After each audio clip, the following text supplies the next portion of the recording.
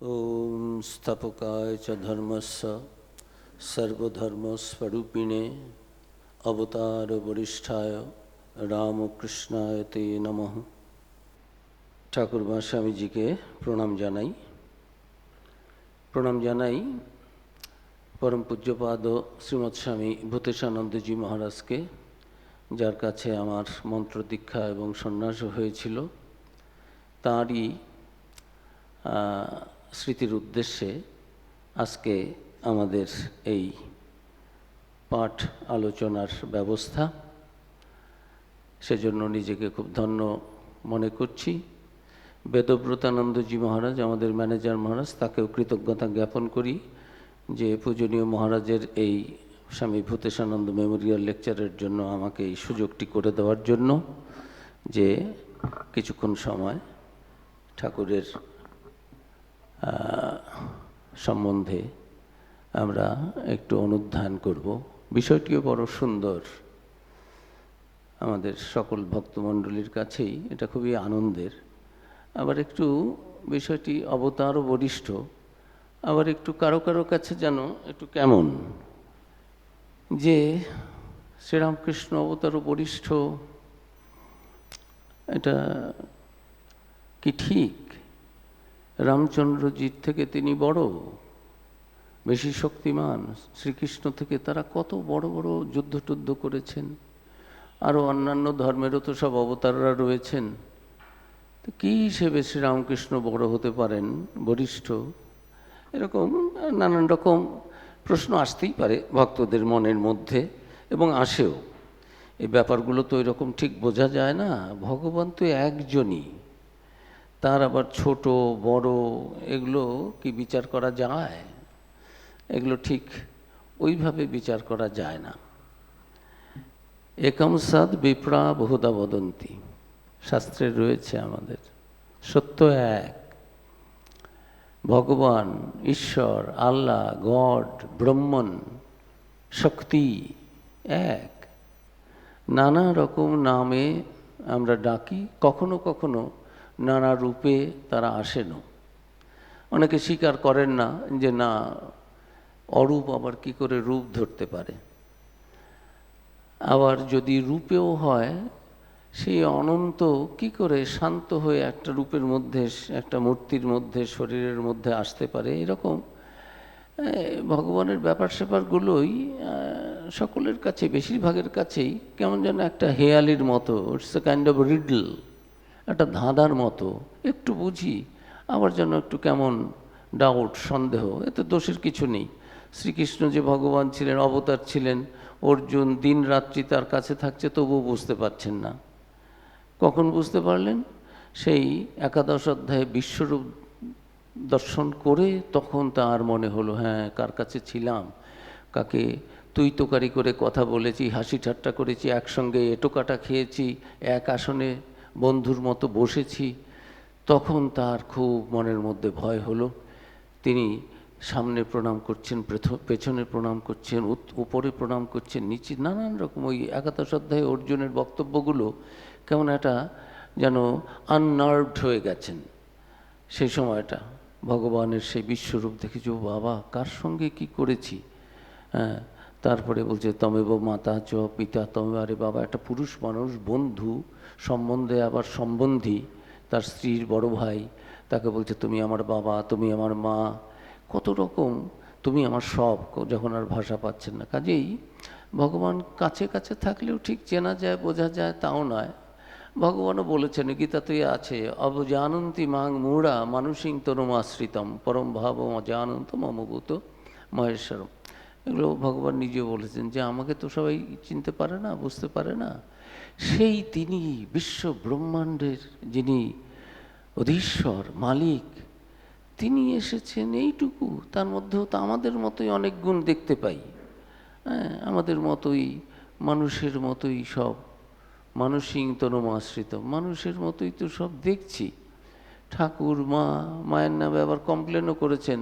যার সঙ্গে যারা ছিলেন, তার জয়া বিজয়া, যোগিন মা, গোলাপ মা গিয়ে মার কথা বলেছেন ঠাকুরের কাছে, যে আবার মাকেও বলছেন। ঠাকুর সবসময় তো দেখতাম যে কত ত্যাগ তিতিক্ষা করেছেন, কিছু জড়াতেন না।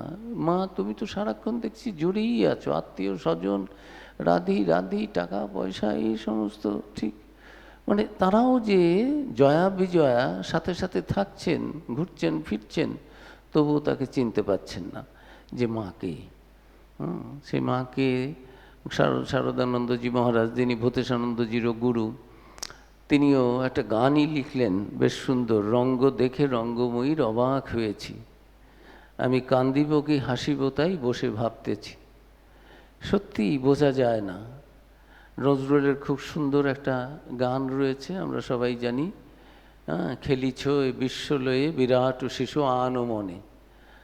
কী যে লীলা, কী যে খেলা, সে বোঝা যায় না। নজরুল শ্রীরামকৃষ্ণ সম্বন্ধেও একটা সুন্দর একটা গান তার রয়েছে, সেটা পরম গুরু সিদ্ধ যোগী মাতৃভক্ত যুগাবতার পরমহংস শ্রীরামকৃষ্ণ লহ প্রণাম নমস্কার। আবার সেটারই শেষে গিয়ে বলছেন, মন্দিরে মসজিদে গির্জায় পুজিলে ব্রহ্মে সমশ্রদ্ধায়, তব নাম মাখা প্রেম নিকেতনে ভরিয়াছে তাই ত্রিসংসার।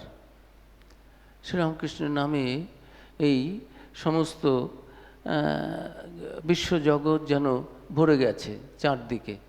কত রকমের গানও বেরিয়েছে ঠাকুরকে নিয়ে। তা ক্রমে ক্রমে এগুলো হয়েছে। এখন আমরা সবাই অবতার বলছি, আমরা বলছি হ্যাঁ শ্রীরামকৃষ্ণ অবতার, এইরকম। কিন্তু এই শ্রীরামকৃষ্ণকে স্বামী বিবেকানন্দ যে মন্ত্রটি দিয়ে শুরু করলাম, যে স্থাপকায় চ ধর্মস্য সর্বধর্মস্বরূপিণে, যিনি ধর্মের প্রতিষ্ঠাতা স্থাপন করেছেন, যিনি সর্বধর্মস্বরূপ, অবতার বরিষ্ঠা, সেই অবতার শ্রেষ্ঠকে আমার প্রণাম জানাই। রামকৃষ্ণায় তে নম। সেই শ্রীরামকৃষ্ণ যিনি ধর্মের প্রতিষ্ঠাতা, যিনি সর্বধর্মের স্বরূপ এবং যিনি সমস্ত অবতারিতির মধ্যে শ্রেষ্ঠ, তাকে প্রণাম। এটা বলছেন 1898 খ্রিস্টাব্দের 6 ফেব্রুয়ারি। তিনি তখন বিদেশ থেকে এসছেন 1897-তে, আমরা জানি 98-তে তখন তিনি গেছেন এই নবগোপাল ঘোষের ওখানে বাড়িতে। তিনি, তার খুব আনন্দ হয়েছে, ঠাকুরের একটা মূর্তি বসিয়েছেন, সেই মূর্তির পুজো টুজো করে মন্দির করেছেন, মূর্তি করেছেন, সেখানে সব সাধুরা নিমন্ত্রিত হয়েছেন। স্বামীজি নিজে পুজো করলেন, ঠাকুরকে প্রতিষ্ঠা করলেন, প্রাণ প্রতিষ্ঠা করলেন। তারপরে সেখানে বসেই এখন প্রণাম তো করতে হবে, পুজো তো করলাম, পুজো করলে সেই আমাদের সাধারণ যে রিচুয়ালিস্টিক পুজো রয়েছে, সেখানে দেবতাকে যেমন ইনভোক করতে হয়, যে এসে আমার আসন গ্রহণ করো, আমার পাদ্য অর্ঘ্য দিতে হয়, আমার পুজো গ্রহণ করো, ইহতিষ্ঠ ইহতিষ্ঠ এ সমস্ত রয়েছে, এখানে এসে আমরা পুজো গ্রহণ করো। আবার শেষে প্রণামেরও ব্যবস্থা আছে। সেই প্রণামের সময় স্বামীজির মুখ দিয়ে বেরিয়ে গেল এই অপূর্ব মন্ত্রটি, যেটা বিশ্বময়। এটা আমরা আজকে অবতার বরিষ্ঠ বলছি। কিন্তু এই নরেন্দ্রনাথ যখন ছিলেন, তিনি কি কম বিচার এ সমস্ত করেছেন?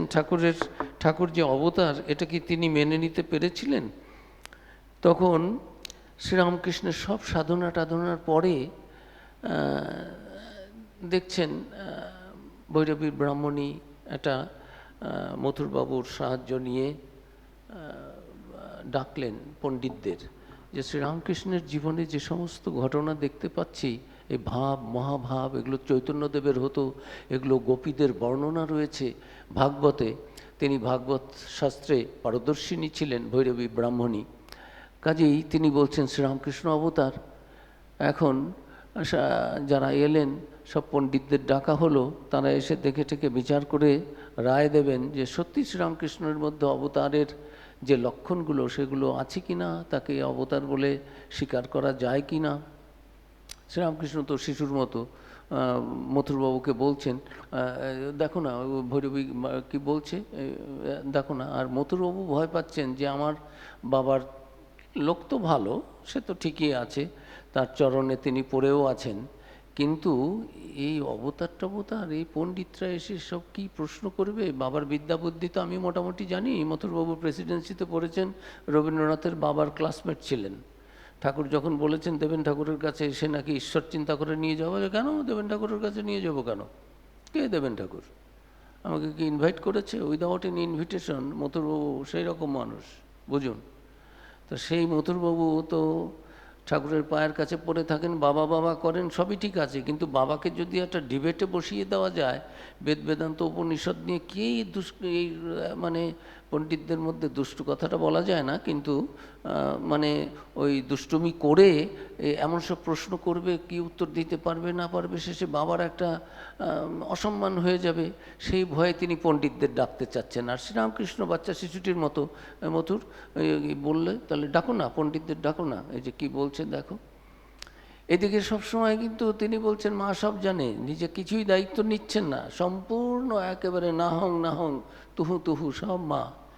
কিন্তু এই সভাটি ডাকার জন্য তিনি বারবার করে মথুরকে বলাতে মথুর সভা ডাকলেন। সেখানেই কয়েকজন বলেওছেন যে আর অবতার টবতার, হ্যাঁ, অবতার যে উৎস থেকে আসেন ইনি সেই, এই কথা বলেছেন বহু আগে। ইয়াং নরেন্দ্রনাথ শ্রীরামকৃষ্ণের কাছে দেখা 1881 থেকে তার সঙ্গে রয়েছেন এবং 85 পর্যন্ত কথামৃতে রয়েছে বর্ণনা। ডক্টর মহেন্দ্রলাল সরকার, যিনি একটু নাস্তিকই ছিলেন, অজ্ঞেয়বাদী ছিলেন, এত বড় যিনি ইন্ডিয়ান ইনস্টিটিউট অফ সায়েন্স এটার করেছেন, প্রথম একটা ভারতীয় প্রতিষ্ঠান, রিসার্চ ইনস্টিটিউট তিনি করেছেন, ডাক্তার ছিলেন, তখনকার দিনে 38 টাকা ভিজিট নিতেন, দিন রাত শ্রীরামকৃষ্ণের কাছে পড়ে আছেন। এইদিকে ভগবান বিশ্বাস করেন না, ভগবানই বিশ্বাস করেন না, অবতার তো পরের কথা। আবার মাস্টারমশাই যখন যাচ্ছেন শ্রীরামকৃষ্ণের চিকিৎসা করবেন, অ্যালোপ্যাথি থেকে সুইচ ওভার করলেন হোমিওপ্যাথিতে, যে শ্রীরামকৃষ্ণকে অনেকেই চেনে, যদি এই ভদ্রলোকের একটু চিকিৎসা করে ভালো করে দিতে পারি, অ্যালোপ্যাথিতে তো এর কোনো ওষুধ পাচ্ছি না, যদি ভালো হয়ে যায় তাহলে হোমিওপ্যাথির জন্য আর ভাবতে হবে না, সবাই এটা মেনে নেবে। কাজেই তিনি সেই মতলবে শ্রীরামকৃষ্ণকে চিকিৎসা করতে এসে শ্রীরামকৃষ্ণের প্রেমে পড়ে গেলেন। ওরূপ যে দেখেছে সে মজেছে, অন্য রূপ লাগে না ভালো, সেরকম শ্রীরামকৃষ্ণের ও কথা যে শুনেছে, কী সুন্দর স্থান, কী সুন্দর মানুষ, কী সুন্দর কথা। মাস্টারমশাই সুইসাইড করতে যাবেন, শ্রীরামকৃষ্ণকে দেখে সুইসাইড করার কথা ভুলে গেলেন, আর বলছেন কী সুন্দর মানুষ, কী সুন্দর কথা, আর কী সুন্দর স্থান, এখান থেকে নড়তে ইচ্ছে হচ্ছে না। আর উনিও বলছেন আবার এসো, তাহলে আবার আসবো। এই শ্রীরামকৃষ্ণের কাছে এলেন, যে নিজেই শান্তি পাচ্ছিলেন না, সুইসাইড করব মনে মনে ভাবছেন, নিজের স্ত্রী পুত্রকে এনে দিদির বাড়ি রেখেছেন। শ্রীরামকৃষ্ণের একটি কথা দুটি কথাতে সব ভুলে গেলেন, জীবনের দুঃখ টুক্ষ দূর হয়ে গেল, আর মরার কথা ভুলে নিজে অমর হলেন, আর সমস্ত বিশ্বে আমাদেরও কাছে অমরত্বের পথ যেন খুলে দিয়ে গেলেন। আর শুরুও করলেন শ্রীকৃষ্ণের সেই লীলা থেকে, ভাগবত থেকে একটি শ্লোকে, নেতব কথা অমৃতম তত্ত্ব জীবনম কবিরৃতম, এই মন্ত্র দিয়ে, যে তোমার কথা অমৃতের মতো, অমৃত খেলে কি হয়, মানুষ আর মরে না, অমর হয়ে যায়। এই সেই রকম কথা, মানে শুধু কথা নয়, জীবন কথা। কথা তো আছেই, আমরা কথা বলতে ভাবি যে কথাটা বললাম উপদেশ নয়, সে উপদেশ তো রয়েছে, সেটাও কথা, কিন্তু জীবন ইতিহাস, জীবন কথা, তোমার জীবনের যে লীলা, সেগুলো জানলে শুনলে, লীলার মধ্য দিয়ে, জীবনের মধ্য দিয়েই তো নানা কথা। My life is my message হচ্ছে। তো যাই হোক, সেই পণ্ডিতরা স্বীকার করেছেন, অন্যেরা ডাক্তার সরকারের সামনে গিরিশবাবু রামচন্দ্র দত্ত লেকচার দিচ্ছেন যে শ্রীরামকৃষ্ণ অবতার, এটা অস্বীকার করলে হবে না, তাদের ভক্তির ভাবে তারা বলছেন এগুলো। এখন মহেন্দ্রলাল সরকারও অনেকটা, ঠাকুর বলছেন মন ডাইলিউট হয়ে গেছে, তার মনও এখন আর আগের মতো সেই অজ্ঞেয়বাদী, ঈশ্বরের অস্তিত্বে বিশ্বাসহীন, অবিশ্বাসী। তারপর বলছেন এই সব প্রণাম টনাম করে, একটা ভালো মানুষ, তোমার অহংকার হবে, প্রণাম টনাম নাও কেন, অন্যদেরও বলেন এত সুন্দর মানুষ, তার চরিত্রটা তোমরা নষ্ট করে দেবে নাকি প্রণাম টনাম করে। তো এই সমস্ত তার একটা জাগতিক মেটেরিয়ালিস্টিক মেন্টালিটি থেকে, অ্যাঙ্গেল থেকে, দৃষ্টিভঙ্গি থেকে, দৃষ্টিকোণ থেকে তিনি শ্রীরামকৃষ্ণকে এরকম দেখছেন, কিন্তু ভালোবাসায় পড়ে যাচ্ছেন, প্রেমে পড়ে যাচ্ছেন। একদিন বলছেন, হ্যাঁ দেখো আমিও ভক্ত, আমিও চরণ ধুলি নিতে পারি, আমিও তোমাদের গিরিশবাবুর কাছে এগিয়ে যাচ্ছেন, দাও তোমার চরণ ধুলিও নিতে পারি, মানে আমার মধ্যে অহংকার নাই, শ্রীরামকৃষ্ণকে প্রণাম করে তোমরাই ভক্ত হয়ে গেছো, আমি অভক্ত, বা আমার ভেতরে যে কোনো রকমের ভক্তিভাব নেই, বা এতই আমি একটা পাষণ্ড, এরকম নয়, আমিও এটা করতে পারি, এরকম নানান রকম কথাটা তো রয়েছে। এখন এরাও দেখছেন যে শ্রীরামকৃষ্ণের ভেতর দিয়ে এমন একটা শক্তি যেটা প্রকাশিত হচ্ছে, বিকশিত হচ্ছে, এটা ঠিক ব্যাখ্যা করা চলে না। বিশ্বাস করি আর না করি, শ্রীরামকৃষ্ণকে অস্বীকার করতে পারি না। তার জীবনের সঙ্গে যারা একটু পরিচিত হয়েছেন, উঠছেন, আসছেন, দেখছেন, কথাবার্তা, আচরণ, আর শাস্ত্রের সঙ্গে মিলিয়ে পণ্ডিতরা তো বলেই দিয়েছেন, সে অনেক আগের কথা। এখন নরেন্দ্রনাথ বলছে কি না, ঠাকুর বলছেন আমাকে দুজন অবতার বলে, একজন মরাকাটা ডাক্তার আর আরেকজন নেশাখোর থিয়েটার করে, মানে গিরিশবাবু নেশা করেন, থিয়েটার করেন, আর তার স্বভাব চরিত্র কেমন আপনারা বুঝতেই পাচ্ছেন, তিনি কি ছিলেন। আর আরেকজন রামকৃষ্ণ দত্ত, তিনি অবশ্য বিখ্যাত মানুষ ছিলেন, তখনকার দিনে মেডিকেল কলেজে তিনি প্রফেসর ছিলেন, তার বই পড়ানো হতো মেডিকেল কলেজে, সাহেব দেশবোধেরও তার বই পড়তে হতো, এই তার কেমিস্ট্রির বই ছিল, সেগুলো পড়তে হতো। কাজেই তিনি লেকচার দিয়ে দিয়ে বেড়াচ্ছেন কলকাতা টাউন হলে, এখানে ওখানে, যেখানেই পাচ্ছেন যে শ্রীরামকৃষ্ণ অবতার, গিরিশবাবুও তার এগুলো করছেন। কিন্তু মহেন্দ্রলাল সরকার আস্তে আস্তে কিছু বলছেন না, যে এদের এত ভক্তি, এত বিশ্বাস, মানুষ হিসেবে ভালো। নরেন্দ্রও কি বলে, আমাকে দুজন বলে, তোমরা তো বলছো, ও কি বলে, নরেন প্রেজেন্ট, তার সামনেই আলোচনা হচ্ছে যে শ্রীরামকৃষ্ণ অবতার, এগুলো লোকে বলছে, মাস্টারমশাই এসে বলছেন ওরা অবতার বলছে, ভাবছেন ঠাকুর বোধহয় খুব খুশি হবেন, ঠাকুর বলছেন হ্যাঁ আমাকে দুজন অবতার, ওরা অবতারের বোঝে কি, একজন মরাকাটা ডাক্তার, একজন থিয়েটার করে, এরকম বলছেন। আবার কেশবচন্দ্র সেন অনেক কিছু লিখেছেন, সেই 75 সালে দেখা হয়েছে, তারপরে ঠাকুর গিয়ে বললেন, ও কেশব, শুনছি তুমি সব কি লিখেছো গো এখানকার সম্বন্ধে, হ্যাঁ তা তুমি লিখে আর কি বড় করবে। উনি শুনেছেন যে কেশববাবু লিখেছেন যে বর্তমান বিশ্বে শ্রীরামকৃষ্ণের মতো আর কোনো মানুষ আছে বলে আমার জানা নেই, মানে নেই। যারা একটু বুদ্ধিমান, মার্জিত রুচি, তারা তো ডাইরেক্ট ওই রকম কথা বললেন না, ভাষার মধ্যে এমন থাকে যে আসলে নেই।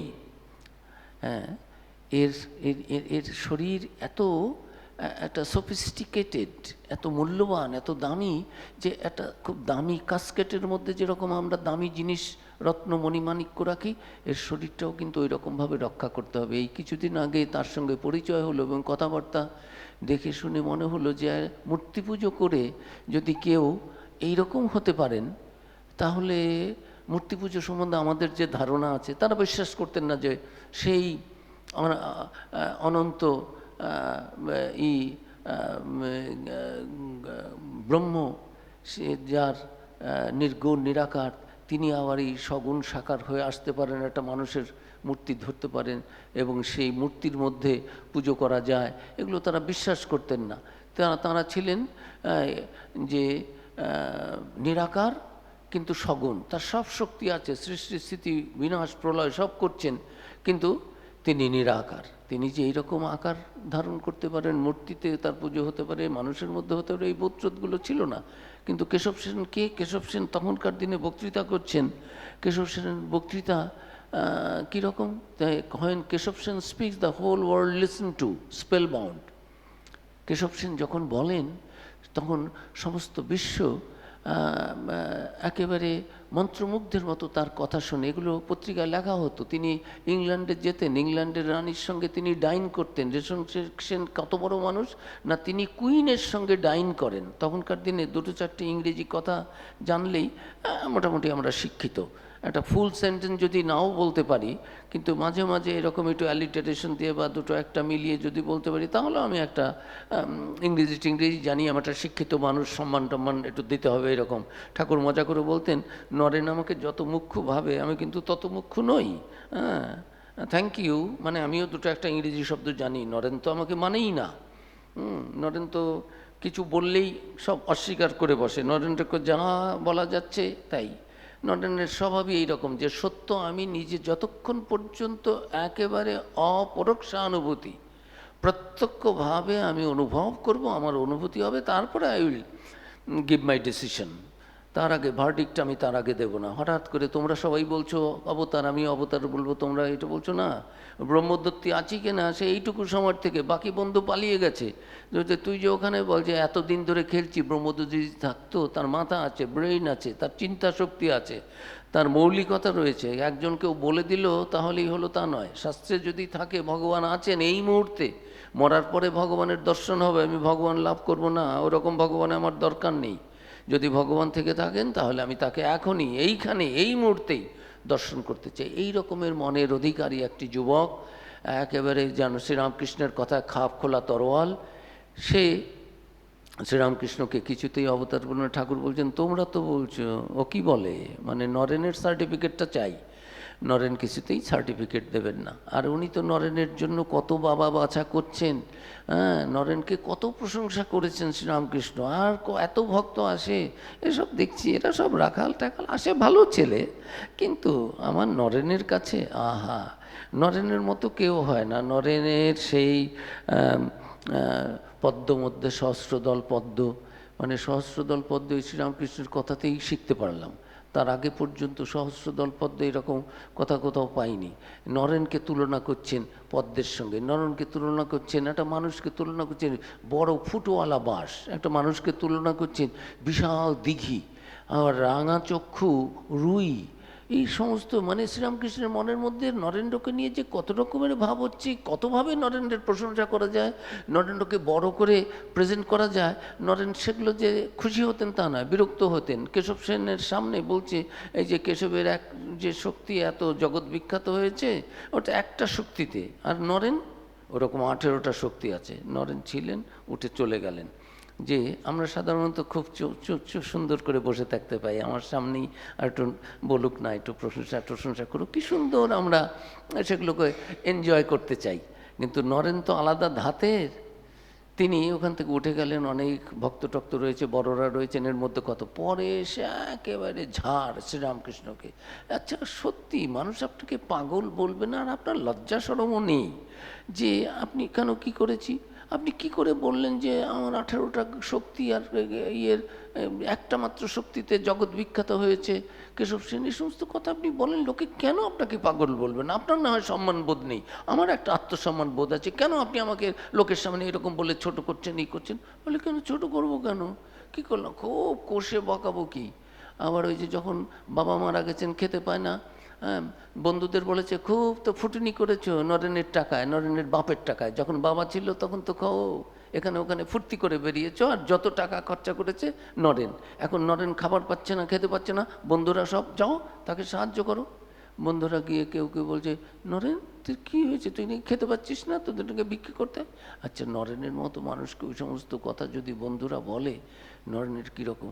তোদের কে বললো? তখন কেন ঠাকুর বললেন আমাদের। ঠাকুরের কাছে এসে বলেছেন যে কেন আপনি এই সমস্ত কথা বলেছেন? আমি আপনাকে বলেছি যে হ্যাঁ আমি ভিক্ষে করে খাচ্ছি, আপনি আমার বন্ধুদের কাছে টাকা পয়সা চেয়ে বেড়ান? শ্রীরামকৃষ্ণ ধমকে, নরেনের ধমকে কেঁদে দিয়েছেন, বলে নরেন তোর জন্য আমি দৌড়ে দৌড়ে ভিক্ষে করতে পারি। তাই এই নরেনের কত রকমের প্রশংসা করছেন। কেশব সেনের ব্যাপারেও করেছেন। নরেন এসে তখন যখন বকেছেন ঠাকুরকে, ঠাকুর বলছেন আমি কি করবো, মা দেখালেন যে, আমি কি কোনো মিথ্যে কথা বলছি, আমি কি বানিয়ে বানিয়ে বলছি? মা দেখালেন। নরেন যে তার সম্বন্ধেও যে ঠাকুরের কত দেখা হয়েছে জানি। প্রথম দর্শন হয়েছিল সুরেন্দ্রনাথের বাড়িতে, তারপরেই দর্শন হয়েছে দক্ষিণেশ্বরে দক্ষিণেশ্বরের প্রথম দর্শন, কিন্তু আসলে ঠাকুরের কাছে তার দ্বিতীয়বার যাওয়া, দেখা, কথাবার্তা হচ্ছে, সবার কাছ থেকে সরিয়ে নিয়ে বন্ধুদের নিয়ে গেছিলেন, বাইরে নিয়ে এসে উত্তর পূর্ব দিকের বারান্দায় ঠাকুরের ঘরটা দক্ষিণেশ্বরে, সেখানে দরজা বন্ধ করে দিয়ে যাতে আর কেউ আসতে না পারে আলাদা করে তাকে স্পর্শ করছেন, সব জেনে টেনে নিচ্ছেন। তারপরে হাত জোর করে বলে, যখন আমার দেখলাম আমাকে কেমন যেন করে দিল, তারপরে যেই আমি আমার কনসাসনেস ফিরে এলো, আমি কনসাস হলাম আউটসাইড ওয়ার্ল্ড, তখন দেখতে পাচ্ছি হাত জোর করে বলছে, জানি তুমি নর ঋষি নারায়ণ, তুমি জীবের কল্যাণের জন্য দেহ ধারণ করে এসেছো, এই সমস্ত করে চোখের জল ফেলছে। আমার হাত জোর করে যেন সে নরেন্দ্রকে প্রণাম করছি। নরেন্দ্র ভাবছি, সত্যিই পাগল তো দেখতে পাচ্ছি, আমি সেই শিমলের ছোকরা, হ্যাঁ, আমাকে এসে এইরকম হাত জোর করে এরকম কী করছে।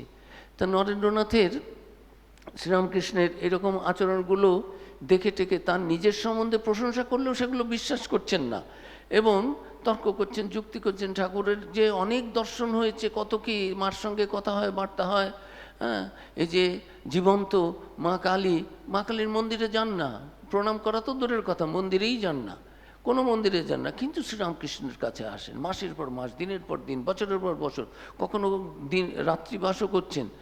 কিন্তু খুব ভালো মানুষ। নরেন কি বলে, বলছে, হ্যাঁ, as a man I have the highest respect for him, he is just in between god and man, অবতার নৈব চ। অবতার আমি স্বীকার করবো না, তার কারণ আমার সেই অনুভূতি হয়নি, কিন্তু মানুষটি খুব ভালো। 2 মাস একবার নরেন এলেই ভক্তদের নিয়ে কথা বলছেন, পেছন ফিরে বসলেন। নরেন এলেন, সবাইকে দেখলেন, গল্প টল্প করলেন, আনন্দ করলেন, চলে গেলেন। আবার নরেন চলে গেলেন, ঠাকুর এইরকম নাটক করলেন 2 মাস ধরে এরকম, কিন্তু নরেন্দ্র আসা বন্ধ করেন। পরে একদিন বলে, আচ্ছা নরেন, তুই এখানে আসিস কেন? তুই তো আমার মাকেও, মায়ের মন্দিরেও যাস না, মা কালীকে মানিস না, তো এখানে আসিস কেন? আমিও তো তোর সঙ্গে কথা বলি না, তুই এলে আমি ঘুরে বসি। বলে, তো আপনি বসুন গিয়ে, তাতে কী হলো? তাই আসিস কেন? বলে, আপনাকে ভালোবাসি, আপনাকে ভালো লাগে তাই আসি। বলে, আমি তোকে পরীক্ষা করছিলাম, আর কেউ হলে 2 দিন পরে কবে পালিয়ে যেত ছেড়ে, তোকে যা অপমান করেছি এই দেখলাম, তুই কখনো ছেড়ে যাবি না। এর নাম সত্যি প্রেম, এর নাম ঠিক ঠিক ভালোবাসা শ্রীরামকৃষ্ণের জন্য। শ্রীরামকৃষ্ণকে ভালো লাগে, কিন্তু অবতার বলবো না। কেন না? অবতারের অনুভূতি আমার হয়নি। As a man I have the highest respect for him, এইরকম মানুষ পাওয়া যায় না। আর এই যে দর্শন টর্শন এটা ওটা বলেন, উনি যে মিথ্যে কথা বলছেন তা নয়। আপনি তো সাইকোলজি পড়েননি, ওগুলো আমরা পড়াশোনা করেছি, ওগুলো তো আপনি পড়েননি, বিদ্যা তো আমি জানি মোটামুটি, এগুলো আমি একটু রস করে বানিয়ে বলছি আর কি। ভাবখানা ওই রকম যে এগুলো হ্যালুসিনেশন বলে, আপনি ওগুলো বুঝবেন না। হ্যালুসিনেশন বলে, সারাদিন যা ভাবছেন ওগুলোই স্বপ্নে দেখছেন, ওগুলোই ঘোরের মধ্যে দেখছেন, সেগুলোই যেন একটা কাল্পনিক চিন্তা করছেন। হ্যালুসিনেশন মানে আসলে জিনিসটি নেই, কিন্তু আমি দেখছি ওখানে একজন দাঁড়িয়ে আছে, তো এই রকম। আর স্বপ্নেও দেখেন, সারাদিন ওই ভাবছেন, এগুলো সাইকোলজিতে আছে। ওইগুলো যা ভাবে মানুষ, এগুলোই হ্যালুসিনেশনও হয়, সেগুলো স্বপ্নের দর্শনও হয়। এগুলো এক ধরনের সাইকোলজিক্যাল ডিসঅর্ডারও বলতে পারেন, কিন্তু তা বলছে না। তা সম্মান রাখছেন, ভালোবাসছেন, যে অপূর্ব মানুষ, এ ব্যাপারে কোনো কথা নাই। সত্য ছাড়া কেউ জানেন, যে মিথ্যে করে বানিয়ে বলছেন ভগবানের দেখা হয়, কথা হয়, নরেন্দ্র সেটা বিশ্বাস করতেন না।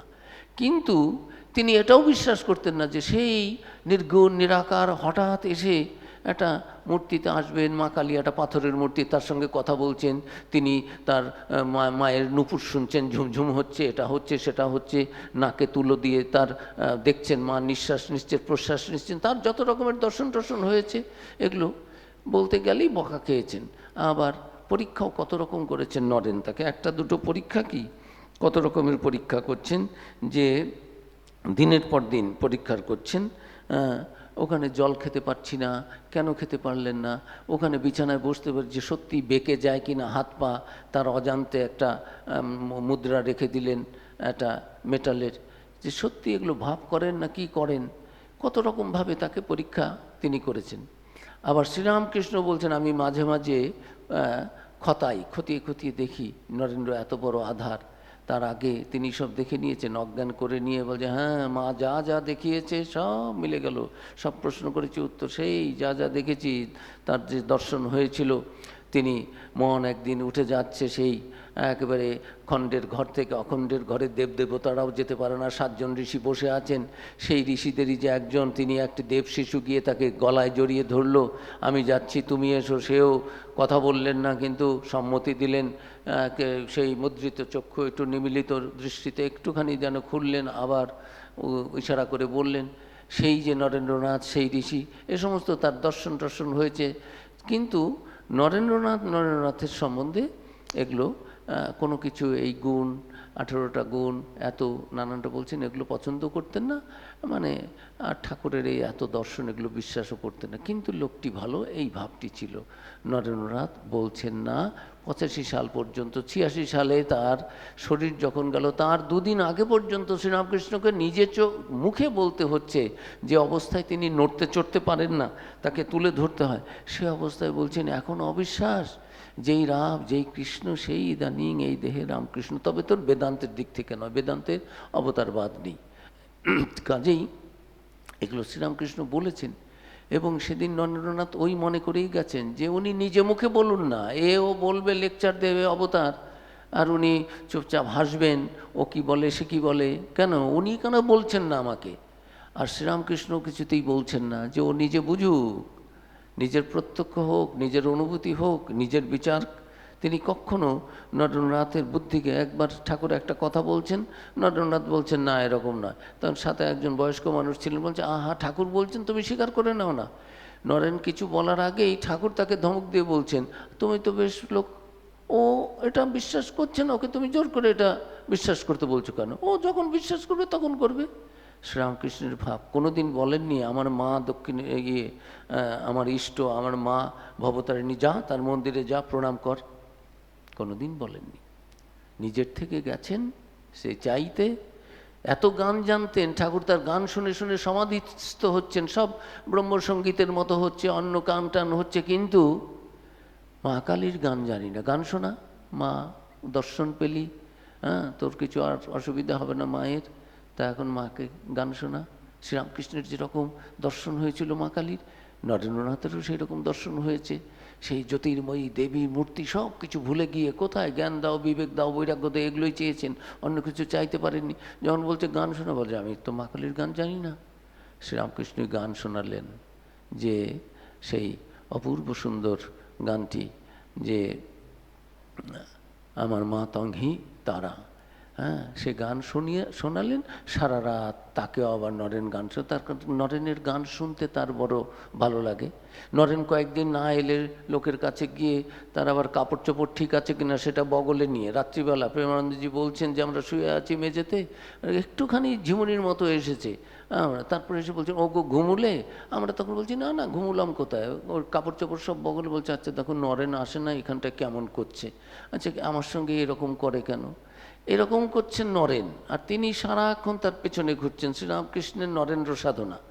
আর নরেন কিছুতেই তার প্রেমে, তার ভালোবাসায়, তার মায়ায়, মানে কাজ করিয়ে নেব, মায়ের কাজ করাবো তোকে দিয়ে, বলছে না তুই কি চাস, সমাধি চাই, আমি সমাধিস্থ হবো।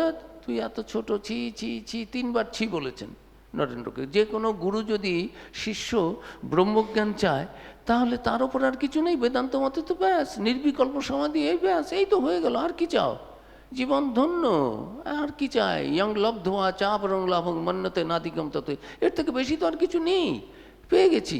যে কোনো গুরু বলতে যেতেন যে আমার এই রকম চেলা, যে নাকি আমার কাছে ব্রহ্মজ্ঞান চায়, এই যে তত্ত্বমসি বলে দিলাম, সেও বুঝে গেল হ্যাঁ আমার অহং ব্রহ্মাস্মি, আমি সেই, এই তো লাস্ট কথা বেদান্তের।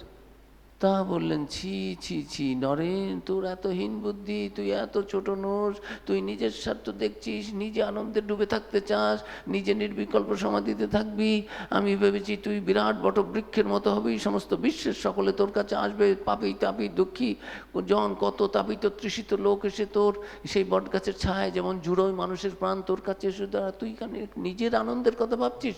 না রে নরেন, তোর ওই জন্য জন্ম নয়। কত যেন তার কাছে একেবারে করজোরে যেন প্রার্থনা করছেন যে তুই মায়ের কাজটি কর, মায়ের কাজ করতে হবে, চাবি আমার কাছে। নরেনকে বাঘ বানাতে চাচ্ছেন, আর নরেন কিছুতেই মানবে না। সেই রকম সারা জীবন গেছে তর্ক করে করে। শেষে তিনিই বলছেন এই রকম অবতার আর দেখা যায় না। এই নরেনের সঙ্গে তার নরেন কিছুতেই স্বীকার করবেন না অবতার, আসবেন তার কাছে, ভক্তি শ্রদ্ধা ভালোবাসা সব আছে। আবার নরেন এমন বকেছেন যে এগুলো সব ভুল।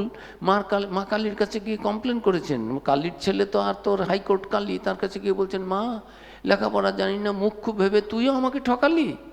এই সমস্ত নরেন তো মিথ্যে কথা বলেন আমি জানি, অন্যেরা না হয় নানান কথা বলতে পারে, তাদের কথার আমি দাম দিচ্ছি না, কিন্তু নরেন তো মিথ্যে কথা বলে না।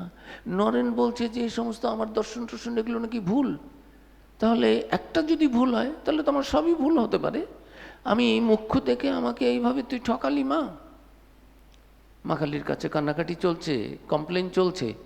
মা কালী আবার তাকে বললেন হ্যাঁ নরেন ছেলে মানুষ, সব গ্রহণ করবে, সব অ্যাকসেপ্ট করবে, ও কি জানে। তা নরেন বললো এটা ও ওখানে যে জল দেখে আসি।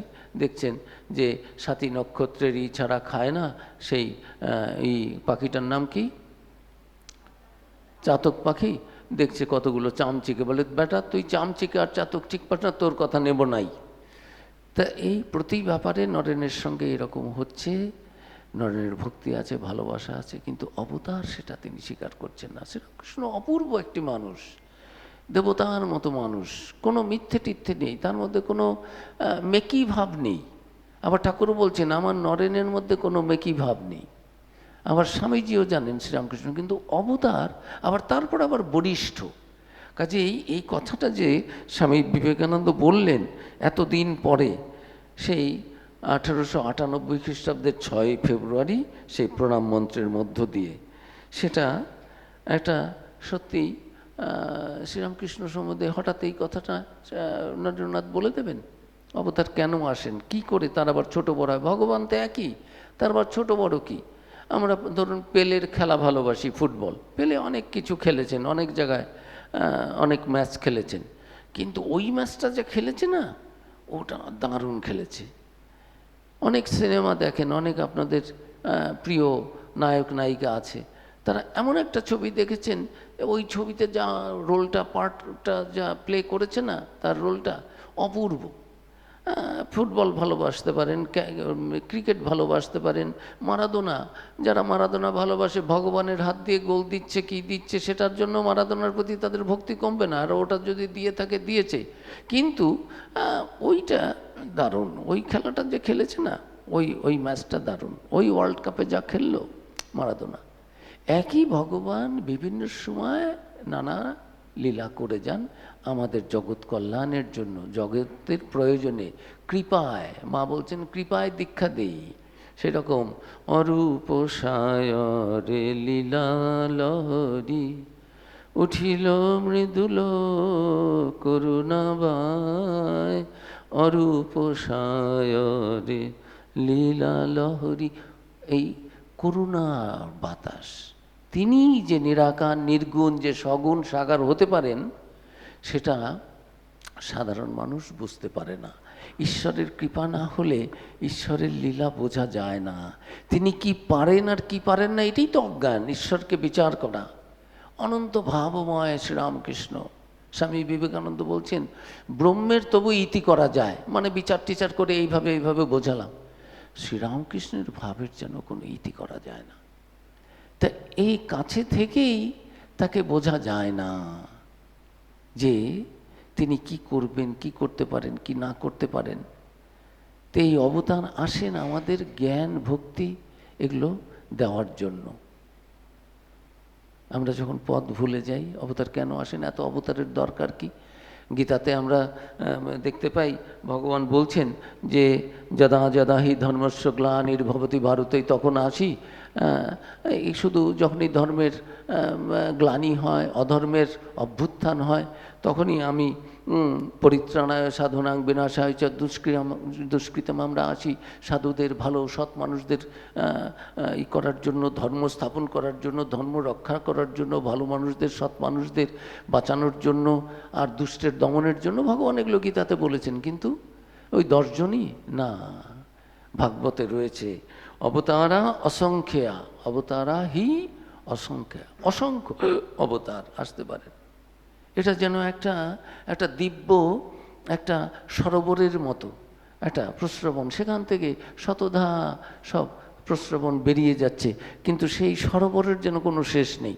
সেই ব্রহ্ম সমুদ্র, সেখান থেকে যেন অনেক ঝর্ণা, অনেক ছোট ছোট স্ট্রিমস বেরিয়ে যাচ্ছে, কিন্তু সেই অমৃত সাগরের, ব্রহ্ম সাগরের ভগবান, সে নারায়ণের, তার যেন শেষ নেই। তার কাছ থেকে কত রকমের অবতার আসছে, ওইগুলো আমরা জানি। কেন অবতার আসেন? যে মানুষ যখন পথ ভুলে যায়। মনুষ্য জীবনের উদ্দেশ্য ঈশ্বর লাভ। শ্রীরামকৃষ্ণ বারবার করে বলছেন, কেন এই মনুষ্য জীবনটা পেয়েছি?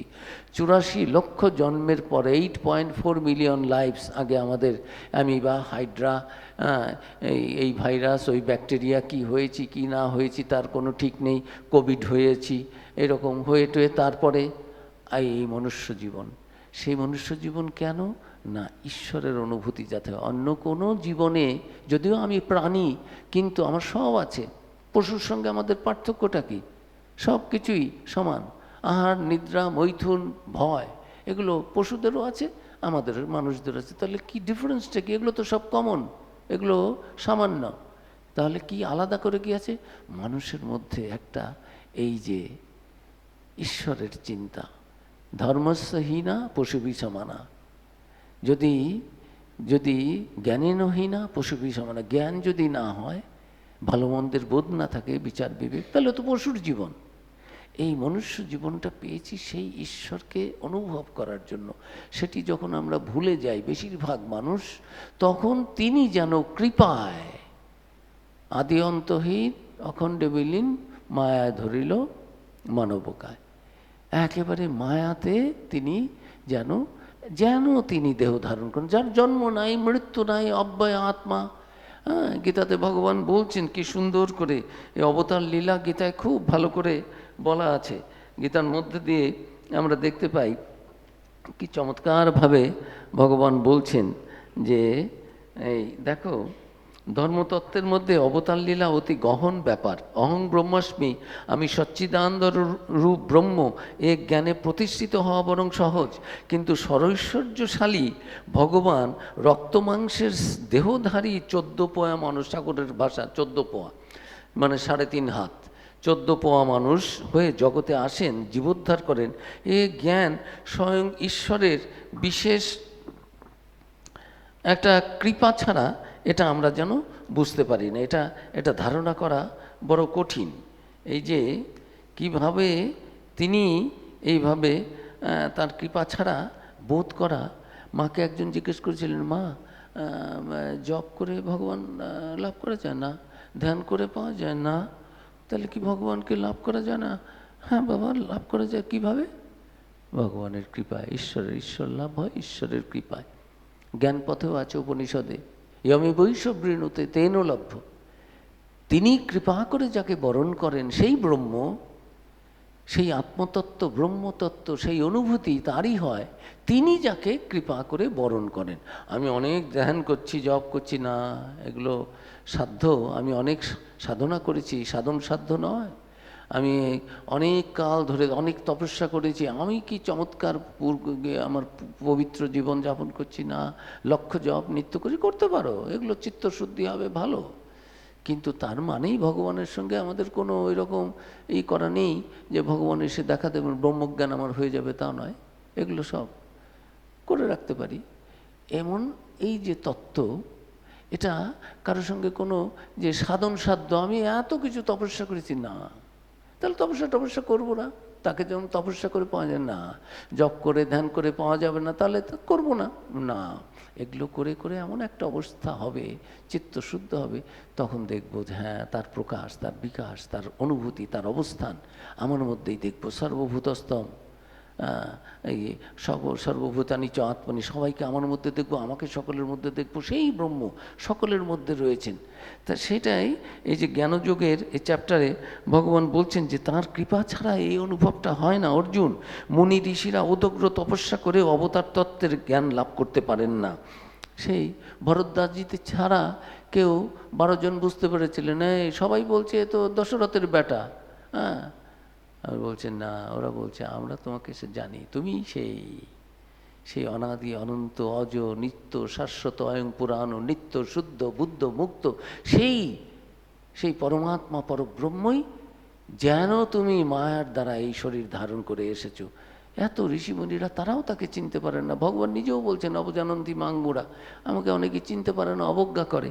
তা ঋষিমুনিরাও এই অবতার তত্ত্ব বুঝতে পারেন না। পুরাণাদিতে পাওয়া যায় দণ্ডকারণ্যে সহস্র সহস্র মুনি ঋষি ছিলেন, তারা শ্রীরামচন্দ্রকে দেখেছিলেন কিন্তু তাকে অবতার বলে গ্রহণ করেছিলেন মাত্র ভরদ্বাজজি, এই 12 জন মাত্র, কয়েকজন ঋষি।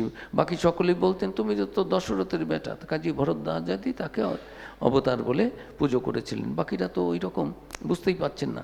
তা শ্রীকৃষ্ণের সঙ্গে থেকেও অর্জুন তাকে ভগবান বলে বুঝতে পারেননি। যখন তিনি কৃপা করে দিব্যচক্ষু দিলেন তখন অর্জুন শ্রীকৃষ্ণের এই স্বরূপ সেটা বুঝতে পারলেন কিছুটা।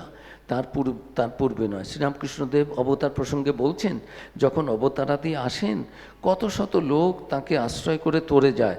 সিদ্ধ লোক নিজে কষ্টে সৃষ্টে যায় মাত্র, রেলের ইঞ্জিন আপনি চলে যায়, ও কত মাল বোঝাই গাড়ি নিয়ে টেনে যায়।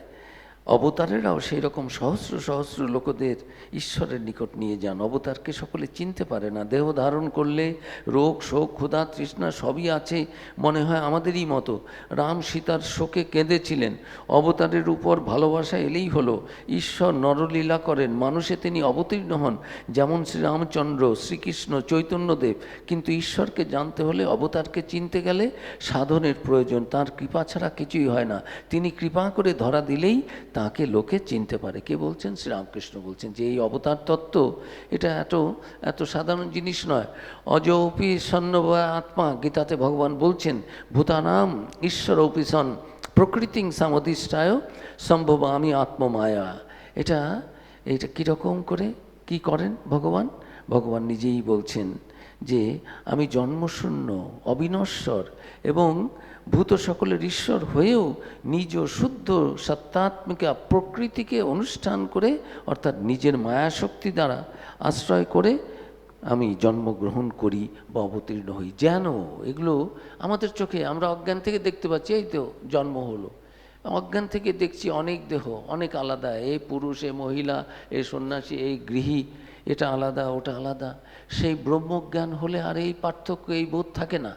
তা সে ভগবানের কৃপা ছাড়া এগুলো হয় না। ভগবান নিজেই বলছেন যে খুবই কঠিন, আমি এগুলো করি, এগুলো বোঝাও যায় না। তা এই সাধারণত প্রারব্ধের বশেই জীব জন্মগ্রহণ করে।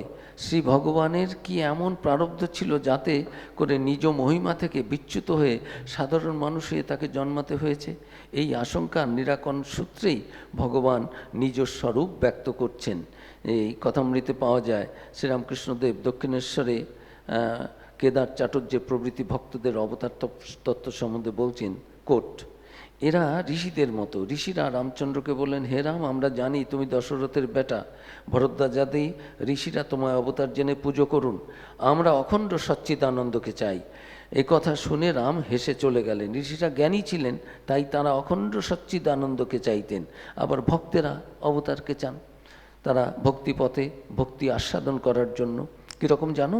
সচ্চিদানন্দ যেন অখণ্ড সাগর, ঠান্ডার গুণে সাগরের জল বরফ হয়ে যায়, ভাসে, নানা রূপ ধরে বরফের চাই সাগরের জলে ভাসে। তেমনি ভক্তি হিম লেগে সচ্চিদানন্দ সাগরে সাকার মূর্তির দর্শন হয়। ভক্তের জন্য সাকার, আবার জ্ঞান সূর্য উঠলে বরফ গলে আগের যেমন জল তেমনি জল।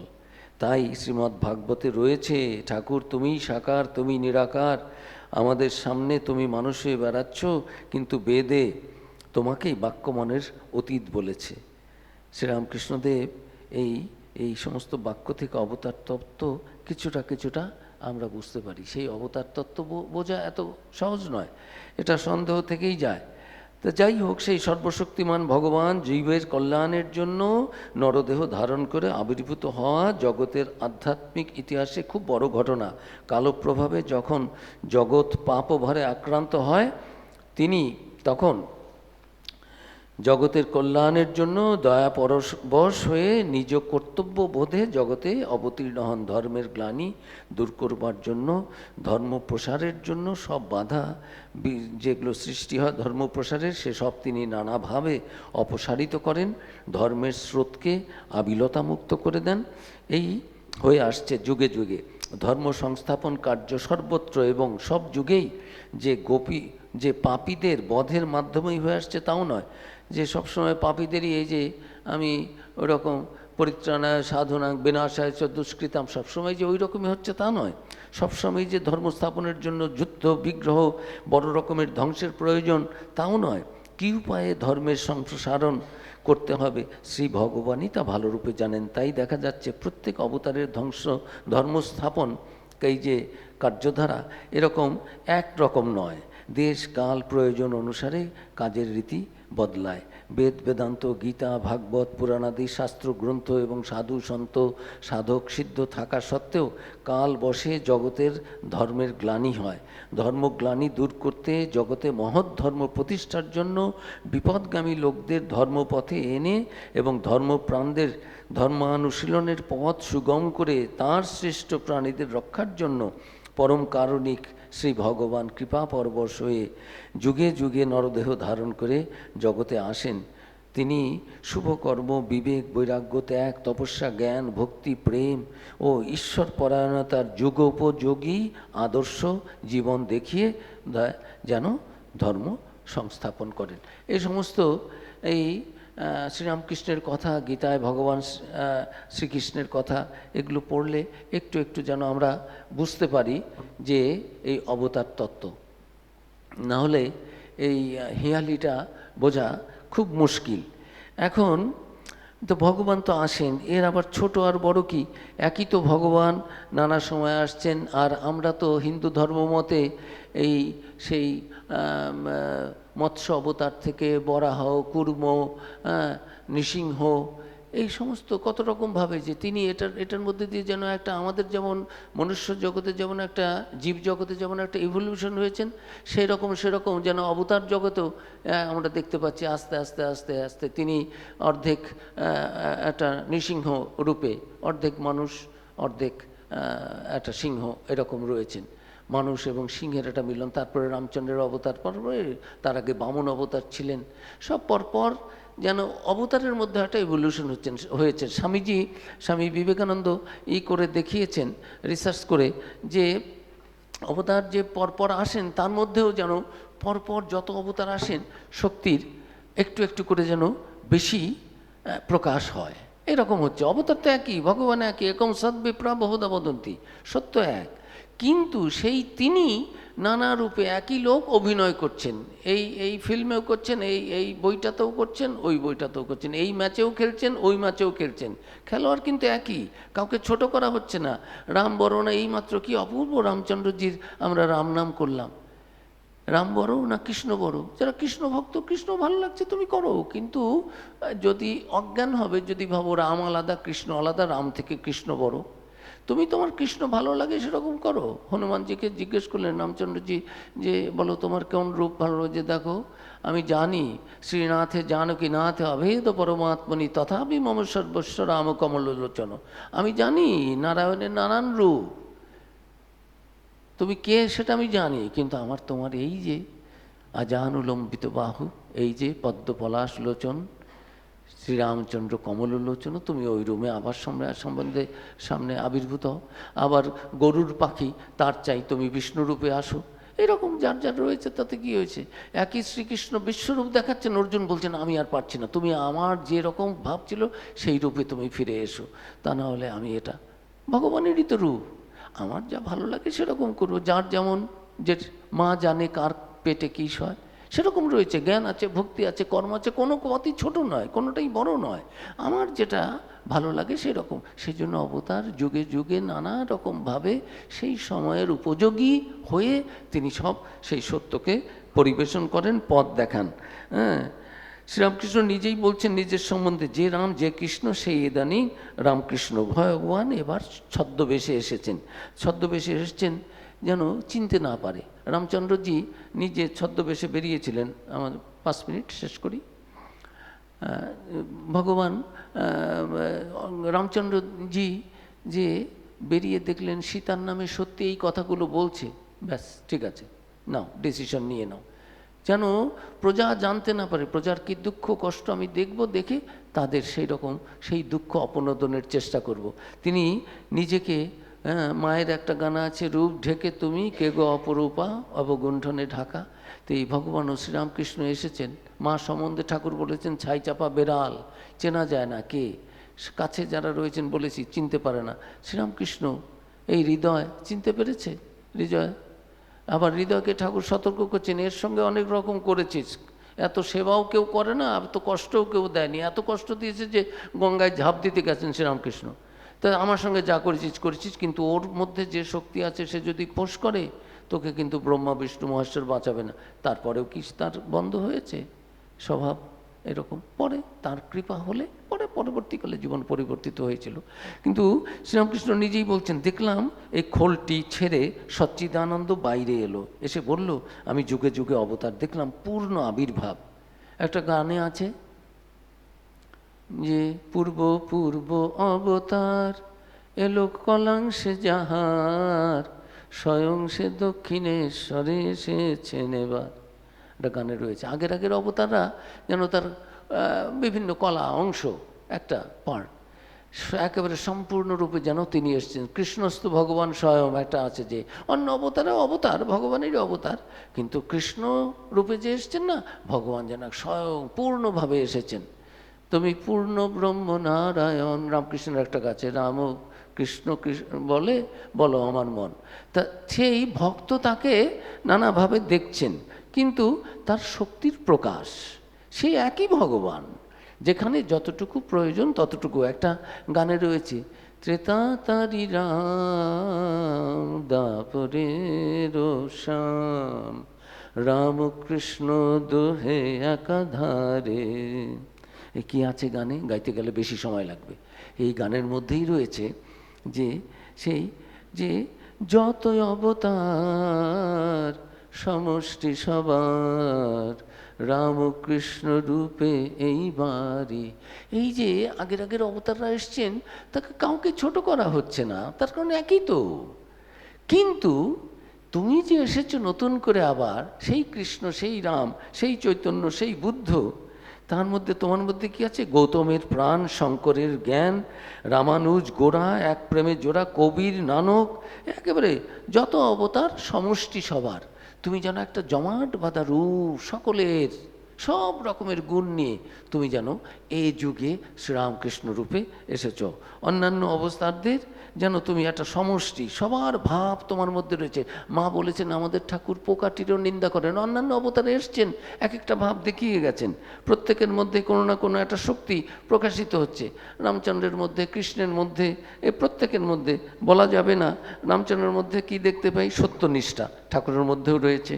হ্যাঁ, শ্রীকৃষ্ণের মধ্যে অনাসক্তি ঠাকুরের মধ্যেও রয়েছে। বুদ্ধদেবের অহিংসা ঠাকুরের মধ্যে, যীশু খ্রিস্টের প্রেম, চৈতন্যদেবের এই ঈশ্বরের উন্মত্ততা, ঈশ্বর ছাড়া আর পাচ্ছেন না, থাকতে পারছেন না, এই সমস্ত ভাব। শঙ্করাচার্যের জ্ঞান, একেবারে অদ্বৈত জ্ঞান শ্রীরামকৃষ্ণের মধ্যে সব দেখতে পাচ্ছি। কাউকে নিগেট করছেন না, না করছেন না। পোকাটিরও তিনি নিন্দে করছেন। I have cometh not to destroy but to fulfil, বাইবেলে আছে। আবার বাইবেলে বলছেন যে ভগবান খ্রিস্ট, যীশু খ্রিস্ট বলছেন, তিনি বলছেন who hath seen the son hath seen the father. যে আমাকে দেখেছে ছেলেকে, আমি তো ঈশ্বরের পুত্র অবতার। তারা কেউ আমরা অবতার বলি, কেউ ঈশ্বর পুত্র বলে, কেউ প্রফেট বলে, কেউ মেসেঞ্জার বলে, কেউ সালভেশন যিনি দেন সেরকম, এরকম সেভিয়ার, এরকম এক একজনের এক এক ভাষায়। সব ধর্মে অবতারের একটা ভাবনা রয়েছে। কিন্তু আমাদের মধ্যে যে অবতার তত্ত্বটা যে এমন ভাবারে, এত অবতার, আবার অন্য ধর্মের অবতারকেও আমরা পুজো করছি, এত উদার, এত, তার কারণ আমরা জানি ভগবান এক। অন্যান্য ধর্মে কিন্তু ওই রকম উদারতা নেই। শ্রীরামকৃষ্ণ এলেন, সকলে এক একটা ভাব যেন প্রচার করেছেন। এটা শ্রীরামকৃষ্ণের মধ্যে সব ভাব। আবার যেন বাজ খেলছেন নৌকো, এই অ্যাবসলিউট আর রিলেটিভ, এই সমাধি আবার এই নেমে এলেন, আর কত রকমের সাধনা করেছেন। এই ভৈরবীর ব্রাহ্মণীর কাছে 64 রকমের তন্ত্র সাধনা করলেন, সঙ্গে সঙ্গে বসছেন, সব হয়ে যাচ্ছে, জীবন চলে যাচ্ছে একটা সাধনায় সিদ্ধি লাভ করতে। শ্রীরামকৃষ্ণ করছেন আর সিদ্ধ হচ্ছেন, করছেন আর তারা একেবারে চরম অবস্থায়।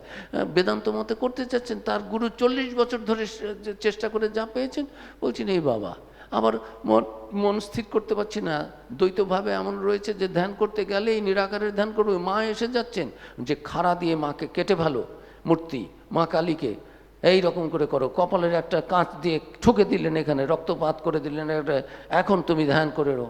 সে ধ্যান আর থামে না, আর গুরু বাইরে বসে আছেন, আর মাঝে মাঝে দরজা খুলে দেখছেন নিথর একেবারে, বলে যে আমিও তো সমাধি করেছি, নির্বিকল্প সমাধি আমারও হয়েছে, তো আমি তো সমাধিবান পুরুষ তোতাপুরি, এ তো দেখি না।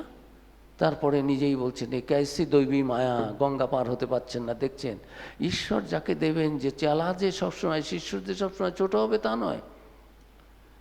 ভাগবতে 24 অবধূতের কথা রয়েছে, শ্রীরামকৃষ্ণ বলেছেন যেখান থেকে কিছু কিছু শেখা যায়। শ্রীরামকৃষ্ণেরও কত গুরু ছিল, কত রকম সাধনা করেছেন, কিন্তু সমস্ত যেন এনে একেবারে একটা পায়সান্নের মতো আমাদের সকলের সামনে অমৃত ব্যঞ্জন, সেটা তিনি পরিবেশন করছেন। তো এইরকম এই এই সব অবতারদের যে গুণ, সেটা শ্রীরামকৃষ্ণের মধ্যে দেখা যায়।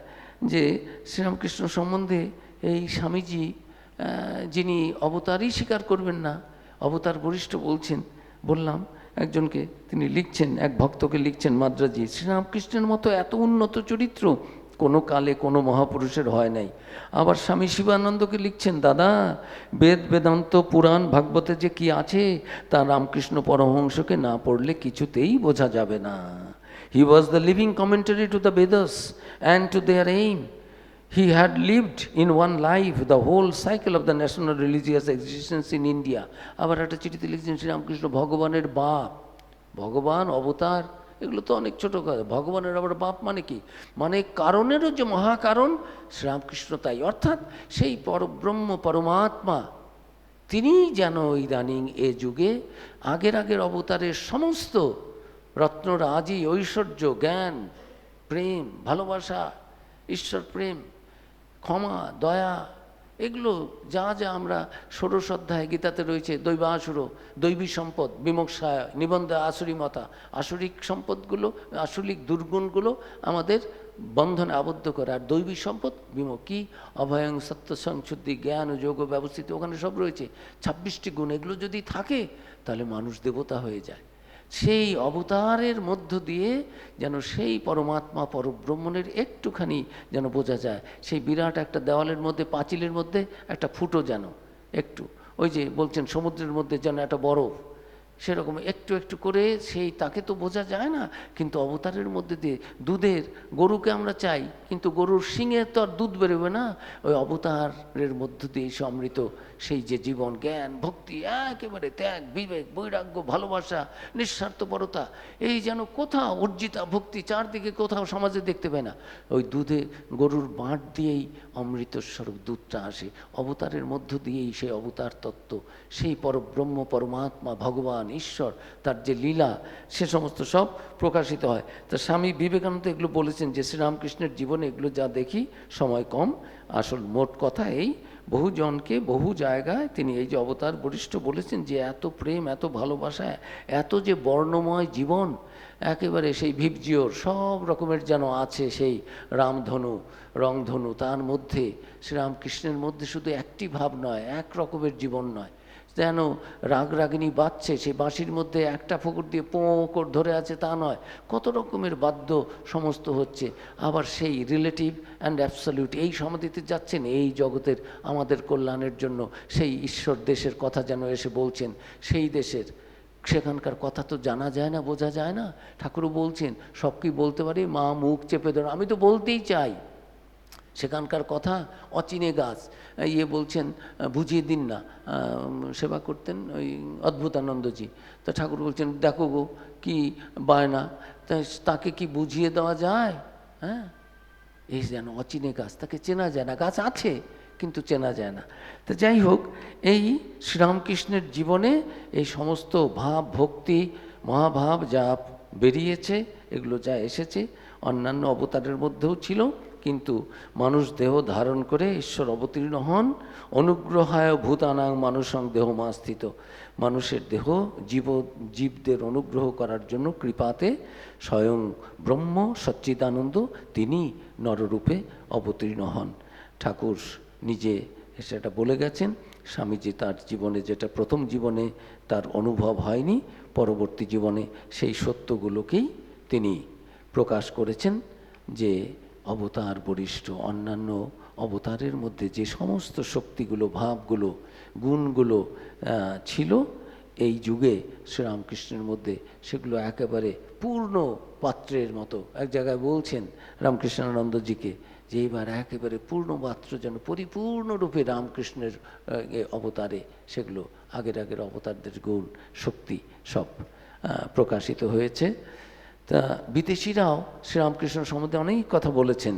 যে উইলিয়াম ডিগবি, একটা বিখ্যাত তিনি ঐতিহাসিক, ব্রিটিশ ঐতিহাসিক, তিনি মূল্যায়ন করছেন যে কত বড় বড় মানুষ, সেই নানান জনের জীবন তিনি পাঠ করে দেখেছেন যে এই দেশ সেই দেশ, কিন্তু শ্রীরামকৃষ্ণের কাছে তুলনা করলে এরা যেন গ্রোপার্স ইন দ্য ডার্ক, অন্ধকারে যেন হাত বুলোচ্ছেন।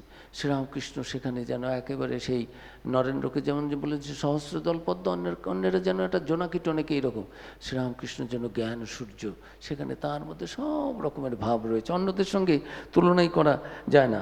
একজন বলছেন যে রিয়াল মহাত্মান কে বলছেন? ম্যাক্স মুলার, বিখ্যাত ভারততত্ত্ববিদ, যার জন্য আমরা এই বেদ উপনিষদগুলো পেয়েছি ট্রান্সলেট করিয়ে করে। এগুলো তো সব অন্ধকারেই জঙ্গলেই চলে গিয়েছিল। তিনি সমস্ত 500 পণ্ডিত ভারতবর্ষে লাগিয়ে দিয়ে 25 বছর ধরে সাধনা করে কত কোটি টাকা খরচা করে, যেন আমি ভুলে গেছি, নাকি কত লক্ষ, এখন একটু বিস্মরণ হচ্ছে, মানে মহা ত্যাগ তিতিক্ষা তপস্যা করে এই যে বেদান্ত, এই যে সম্পদ আমাদের, সেটা এই ম্যাক্স মুলার বলছেন।